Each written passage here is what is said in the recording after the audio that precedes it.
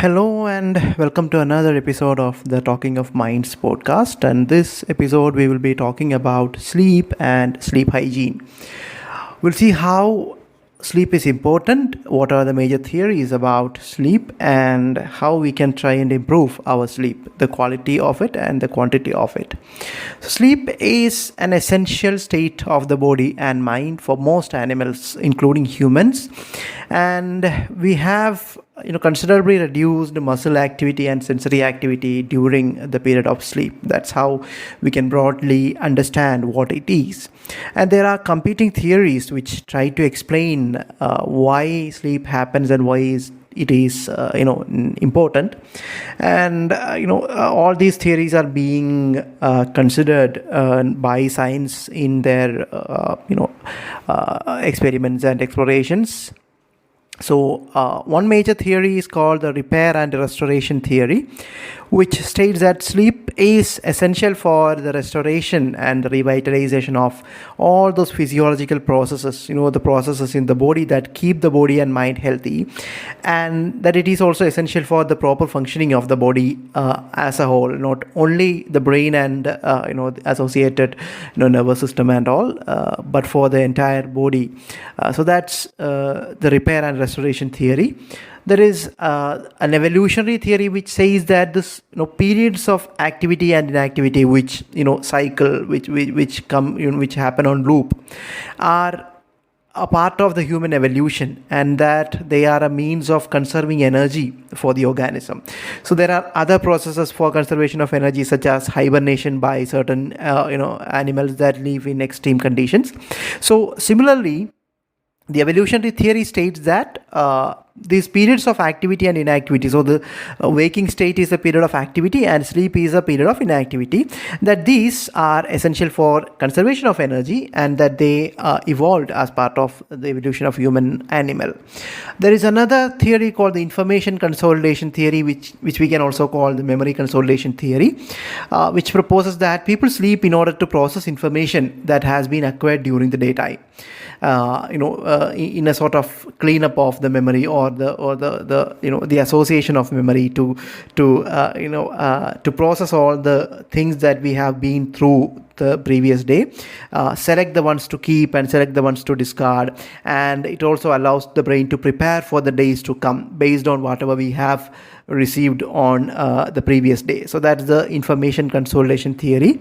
And there is another theory called the cleanup theory, which says that sleep allows the brain to clean itself up, which is similar to what we saw in the information consolidation theory, to decide what to keep and to decide what not to keep, and to keep everything in order to find the places in which the memories are to be stored, etc. So these are the major theories which right now we are considering about this phenomenon of sleep.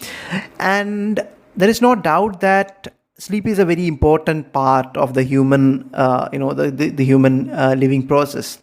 And it is said that it can take up to 4 nights to make up for 1 hour of lost sleep. This could be an overstatement. We don't have definitive evidence for that, but one thing is certain is that we cannot treat sleep like the way we borrow money from a person and then we give it as a whole or in parts. Sleep does not work that way. So if we lose sleep for considerable points of time, it is sometimes irreversible for the human brain and the body. And sleep has got certain relationships with the other bodily processes, including our physical health and mental health. And the relationship between mental health and sleep is kind of a mutual relationship. Each one has an impact on the other. For example, in certain mental disorders such as clinical depression, anxiety, seasonal affective disorder, etc., these disorders can cause significant issues with your sleep. They can cause problems with the quality and the quantity of the sleep that you get.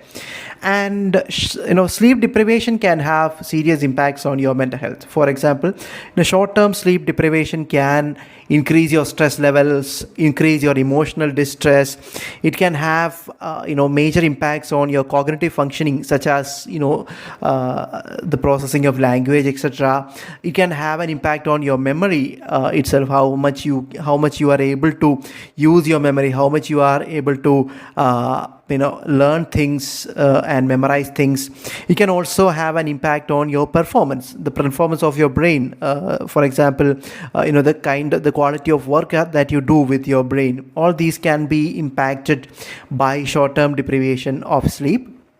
And the long-term deprivation of sleep can have all these effects, and along with them it can also increase the risk of hypertension, increase the risk of cardiovascular issues, increase the risk of gastrointestinal diseases, and so on. So in the short term and in the long term, sleep deprivation can have serious impacts on our mental health and also on physical health. And continuous sleep deprivation can have an impact on your circadian rhythm, which we also call the biological clock, which can also be a major concern for many people, especially if you are working in an environment where it involves prolonged nighttime work, and this nighttime work involves cognitive load to the brain. It can have an impact on your circadian rhythm as well.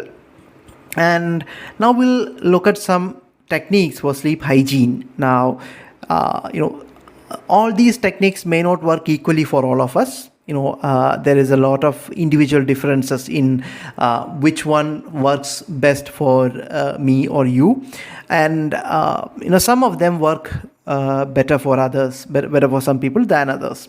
So one way to increase the quality of your sleep is to reduce stress. Yes, stress management. Stress is something that cannot be avoided, and certain levels of stress is important for human functioning also. You cannot function without any kind of stress.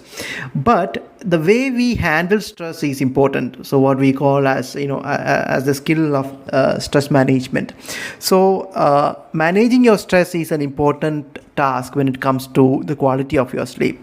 Another thing is having a consistent sleep schedule. Now, sleep schedule can have one or two components. One is obviously the amount of sleep that you get. So a minimum of 6 hours of sleep is essential for most humans. There could be exceptional people who need lesser than that, and there could be people who could need at least 8 to 9 hours of sleep. So most of us fall in between this 6 and around 8 hours of sleep requirement, and we can by time we can understand what is the optimum level of sleep that we need. It is important not to get or not to have a habit of getting less than this. So if 6 hours is essential for you, you should try to get 6 hours of minimum sleep on almost every day, and do not go far beyond this. So if 6 is enough for you, do not plan for 8 hours of sleep every day. That may not be necessary. So know what are your sleep requirements and try to follow that. And another part of the sleep schedule is the times that you go to bed and get up every day. That also has to be consistent. This amount of sleep is not alone important. The way the schedule that you set for sleep is also important, and there can obviously be differences in this. For example, on a weekend, this can be disrupted. But even in that case, even in the case of such disruptions, it is important that we keep this difference as to a maximum of around 1 hour. So on weekends you can probably wake up an hour late or a couple of hours late, but it is always best to keep this in check. So too much of variation on a daily basis and on this schedule and the amount of sleep is not advisable. Another thing is to establish a nightly routine. What you do before around half hour or an hour before your sleep is important. That's what we call this nightly routine. And this activity, whatever you do during that time, should be something that helps you get to sleep easily and better. So for some people it can be light stretching exercises. For some people it can be listening to certain kinds of music that we love. For some people it can be journaling, writing down things that has happened on the day. Now journaling can also be used as a stress relief technique. For some people it could be bathing. For some people it could be reading, not reading on a computer screen but reading something on paper. For some people it can be breathing exercises. Whatever that is, whichever thing works for you, try to establish that as a daily nightly routine that you follow for the half hour or 1 hour before your sleep. Another important thing is to create the environment for sleep, in whichever way is possible. If you are a person who is living on a single room, where you do everything in a single room, it could be difficult. But if you have a place or a bedroom or a bed space for you, try to create an environment which is conducive for sleep there. So it is crucial that this place should be free of blue lights that comes from LCD screens and mobile screens. That is advisable. Another thing is never to use your bed as an office place or as a work desk or as a wardrobe. Treat your bed as a place for sleep, and if you are a sexually active person, for sex also. But do not use the bed as an office space or a place where you sit and eat things. These kind of usages can have an impact on the quality of sleep that you get. Another thing is to improve your daytime physical activity, such as exercises or running or any kind of exercise or physical activity, because these physical activities can help you get better sleep. They can also improve the level of endorphins in your body, and it is also useful and helpful for your mental health as well. So getting at least a certain amount of physical activity during the day is important for getting good sleep. Another thing is to limit the time of daytime naps that you get, daytime sleeping habit. So if it is possible to avoid sleeping during the day, that's the best thing. But for some people, these daytime naps are part of their daily routine. Even in such case, it is always good to limit the amount of sleep that you get during the daytime to, say, a maximum of 30 minutes per day, and do not go beyond that. That could be helpful. And if you sleep regularly for more time during the day, it could impact your nighttime sleep availability and the quality of sleep that you get during the nighttime. Another important thing is to limit intake of caffeine and sugars during night time.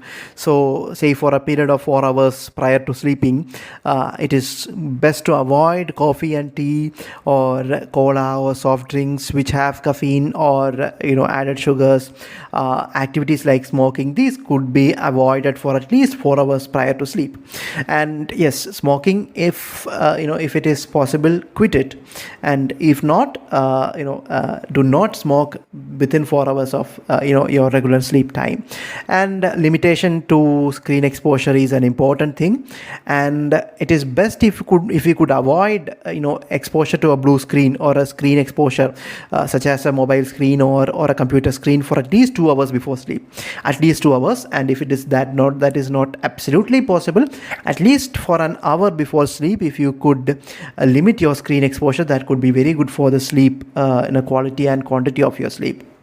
And the time interval between your last food of the day, that we call the dinner, and your sleep time is also important.